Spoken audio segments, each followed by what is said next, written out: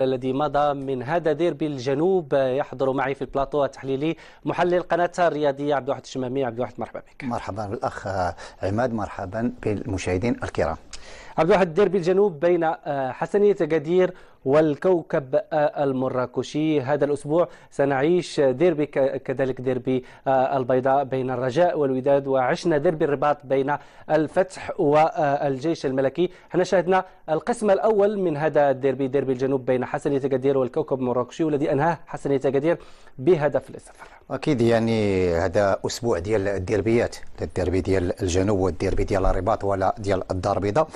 في هذه المقابله هذه فتنعرفوا بانه لا الحسنيه ولا يعني الكوكب المراكشي في احسن حالاتهم، لانه حتى يعني التوازن او يعني هما بجوج يعني في نفس النقطه ب 12 نقطه، فتنظن بان المستوى متكافئ. تنعرفوا بانه دائما هذه المقابلات تكون مقابله قويه، وبالفعل بانت يعني المبادره ديال حسنيه اكادير اللي معودنا دائما يعني يلعب للهجوم.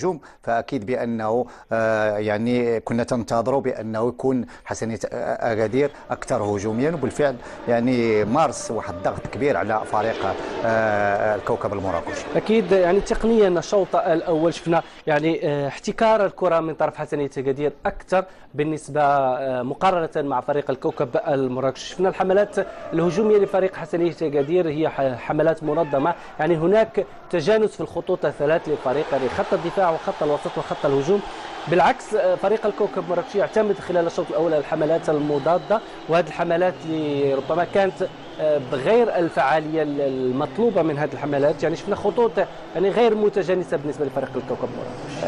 غير تجانسيه، ولكن ما ننساوش بانه رغم بانه فريق حسنية أكادير دائما يبادر الى الهجوم، فتنظن بانه ما كانش هناك محاولات كثيره بالنسبه للفريق حسنية أكادير، لانه فريق الكوكب المراكشي راجع للوراء، عارف كيفاش يتعامل مع المقابله، وتيعرف بانه اللاعبين ديال حسنية أكادير هما صراع لاعبين اللي ممكن يعني يديروا الخطوره على الحارس ديال الكوكب المراكشي.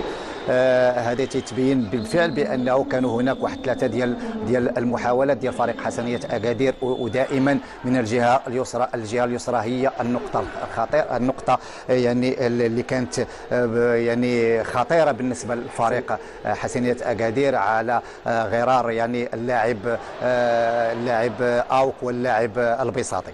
نعم، يعني فريقان خلال هذه المباراة دخلوها بمعنويات مرتفعة. فريق حسنية أكادير يعود بفوز ثمين من الرباط أمام الفتح الرباطي، والكوكب يطيح باتحاد طنجة. أكيد كان توقعوا يعني هذا الديربي، ديربي الجنوب، يكون ديربي حارق، وشفنا أن المبادرة كانت لفريق حسنية أكادير واستطاع يخرج من الشوط الأول متفوق بهدف للصفر. وكما قلت لك أنا في الأول يعني تتبين بأنه من خلال يعني المستوى اللي تظهروا به الفريقين بجوج، ومن ناحيه حتى الترتيب ديال الفريقين يعني في نفس الرتبه، يعني بفارق الاهداف 12 نقطه لكل فريق، راجعين الفريقين بجوج راجعين بفوز، بانه تتبين بانه غادا تكون مقابله قويه. هذا اولا الكوكب المراكشي في احسن حالاته مع المدرب الصحابي. لما اتى مدرب صحابي اصبحنا نرى الكوكب المراكشي يحصل على النتائج الايجابيه. فريق حسنية أكادير رغم انه